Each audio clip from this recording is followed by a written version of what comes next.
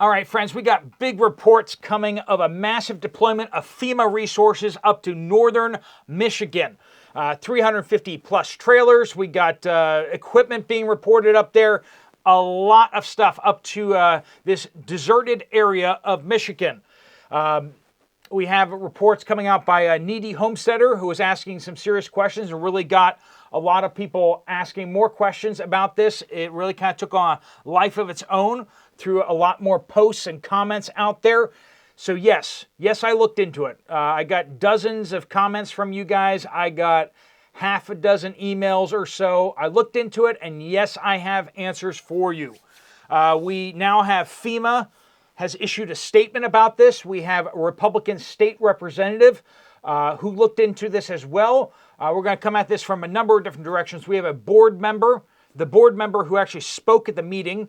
He actually makes a statement to clarify what he said or whether he misspoke, that kind of thing. And we also have a statement from the administrator of the airport. So we got a lot to cover. Let's jump into it. Welcome to the Poplar Report. I'm Steve Poplar. I'm an accountant by trade, but I was for 2 years a full-time disaster relief director. Now, this was in other countries, but I've also been, I'm a blue hat, which is like a crew chief with the Southern Baptist Disaster Relief, and I've had higher level trainings on incident planning and deployments, and I've been involved in multiple deployments, including where I was leading a team in Eastern Kentucky. So I have some exposure to the world and kind of the background of that, so I'll be bringing some of that to bear as well. All right, so I got a lot of messages from you guys. Like I said, about a dozen or more update comments, and enough that we're hijacking the update for this morning. We also got lots of emails. So before I begin, this is absolutely not a knock on Heather, aka Needy Homesteader.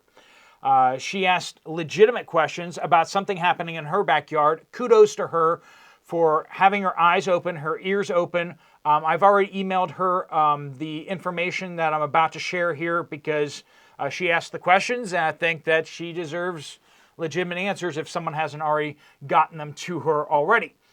So good reporting out there, good asking questions. We need to hold FEMA accountable. They've done a lot of shady stuff like a bunch of other federal agencies. We need to keep an eye on them. We're all reporters now. So legitimate questions, enough so that actually a legitimate, I don't know if they're legitimate or not, enough that a reporter from the Detroit News could very well, this seems to be a very well written article, so a very well researched one, by Beth LeBlanc of the Detroit News. So looks legit to me, looks good stuff, but lots of quotes, lots of statements directly from the people involved in this. So let's get to it. So the report was pointing back to a board meeting, I believe a township board meeting, that a gentleman, Palmer was leading the meeting. He's the one who actually said the stuff about 350 trailers, semis deploying, and if you see a whole bunch of trucks, don't worry about it because it's just that.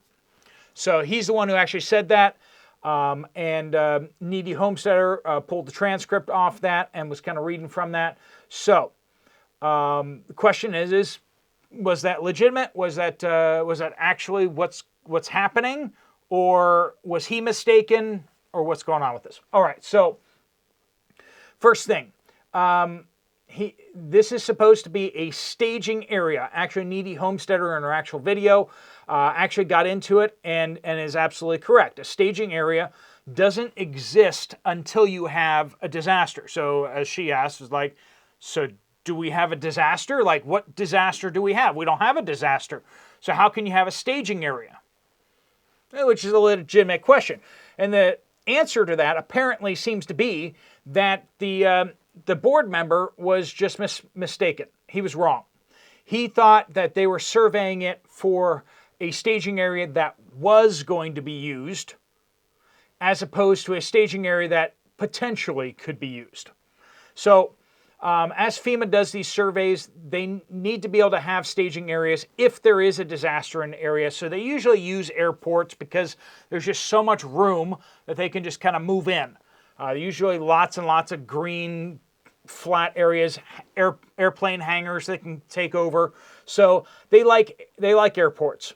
They like county fairgrounds. They like airports, but airports are more secure than county fairgrounds. So naturally, they're always looking at airports. So let's listen to this. FEMA issued a statement that the Oscoda Wurtsmith Air Force Base is a potential staging site for the area, that they have no immediate plans to use the airport as a staging area, and that the township manager misspoke. Township manager or the board member misspoke on it being used when, in fact, it only might be used if something were to happen. FEMA stated this, and this is a quote directly from them: "We have no trailers at the location or on the way. This is an unfortunate misunderstanding." So that's what FEMA is saying. FEMA is saying this was only being checked out as a potential site. Now, I know a whole bunch of you guys are like, well, that's not worth a hill of beans because it's coming from FEMA. Okay, so let's talk to some other people here. Brenda McNeil, who's the administrator for the Oscoda Wurtsmith Airport Authority, which is basically in charge of the retired Air Force Base as well, because they're basically taking the old Air Force Base and they're going to actually reactivate it as an airport. Some people mention that later on, that that's what's happening. And part of the reason why they're actually checking it out as a site is because they're actually restarting it as an airport. So once they restart it as an airport, then it becomes a viable staging area for FEMA. So those things are actually related. But because it's being reactivated, now it can be used as a staging area because it'll be secure. All right, so Brenda McNeil said Monday, just yesterday, that the mid-September tour and evaluation of the 2,200-acre airport in Iosco County was meant to assess whether the facility had the space to store securely FEMA supplies and equipment in the event of a disaster. She said the airport was so this isn't coming from FEMA, this is coming from the airport authority, who interacted with FEMA back when they came by, but hasn't really spoke to them. She said the airport was one of 5 locations assessed, and the airport has yet to hear back from the federal agency. And they may not ever hear back from the federal agency because they just need it on the list so that they can pick up the phone and say, hey, we need to use your airport. We talked about this. We already checked it. We know that you have the facilities. We're just going to use it. And because FEMA has the authority to do that. And not only can they roll in, but they can also have their approved people roll in too, Red Cross or other agencies, other nonprofits, other people, other organizations can then use those facilities as well. So they don't need to do anything. They don't need power. They don't need water and stuff like that. They can just bring all of that with them. They just need a big flat area that they can use. And retired airports are great for that, but they really want the secured. All right, so they want to be able to park stuff and just leave it there and walk away from it and not have it walk away. So they called the airport to inquire whether there was secure space where the agency could store emergency response equipment in the event of a disaster. So they weren't, according to Airport Authority, they were not being asked to store stuff, but rather could they store stuff in the event of a disaster. So it makes me think that that's kind of the direction this is. Now this is from Palmer. Detroit News reached out to him directly to see if he just misspoke or what's up with this. And he said this: "When I made my report at the township board meeting, I mentioned FEMA was bringing in 350 semis. What I meant to say was that they were considering Wurtsmith as a secure location." So he's saying he misspoke, and that's what that is. And honestly, that's not surprising. At a township meeting, board members, even city managers at this level, and I think that he was actually an elected position because it says that he's not running again, and he was basically trying to bring up all the business to the incoming board. So if he's elected and this isn't even his full-time job, it's often the case where they don't fully understand all this stuff that's going on, especially when it comes to FEMA and airports and all that kind of stuff. So the fact that he misspoke is really not that surprising. So taking a non-disaster relief person's understanding of a process that they weren't even involved with. It sounds like he never actually even talked to FEMA directly. He was talking to the airport authority who talked to FEMA. And so he was getting this second or third hand as it is, and he's passing on to us fourth hand. And is there any wonder that stuff has been lost in the midst of stuff? So let's check in with State Representative Mike Hoadley, who's a Republican. He said his name's Algress. Sorry, yeah, Mike Hoadley, Republican. And then I'm not sure why there's these words here. Anyway, but he said he has been contacted by concerned residents in the northeast lower peninsula and noted that it would make sense if the airport was indeed under construction. So he looked into it, and he's saying he noted Khalida Air, the airport's largest tenant, has a history of government contracts, including transporting personal protection during the COVID pandemic, and participated in emergency evacuations out of Afghanistan. He said, obviously, Wurtsmith Air Force Base came up in conversations about potential FEMA staging areas. All right, so that's the information out there. I'm going to put the link to the article down in the description. So if you want to go read it for yourself and check the sources and all that kind of stuff like that, or if you just want to pop it into Google, Detroit News, Beth LeBlanc. The title is FEMA, No Immediate Plans to Use Oscoda Wurtsmith Airport as an Emergency Staging Area.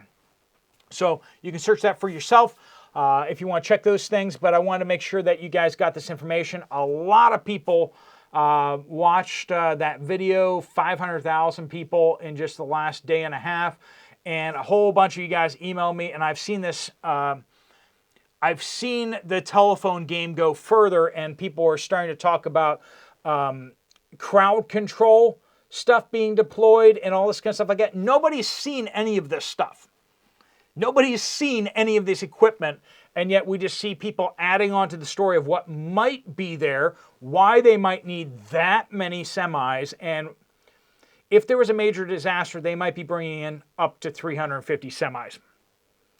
They brought in 450 semis to stage for the last hurricane. So one of their staging areas. So there's a lot of stuff that needs to come in. And they're looking at the upper limit of how much storage space they might need. They're not looking for we only might need this much. They're like, well, how much can we get in there? Can we get up to this amount? And usually with airports, the answer is, of course, we got plenty of space that you can park equipment basically anywhere, right? You can park semi-trailers in the grass all over the place, all over an airport. Generally, you're not going to run out of space. So that's kind of thing. They do like to put it right on the tarmac so they can use the forklifts on the pavement itself. That way, the forklifts don't sink into the mud or anything like that. But all right, friends, if you guys have further information, go ahead and pop it down below.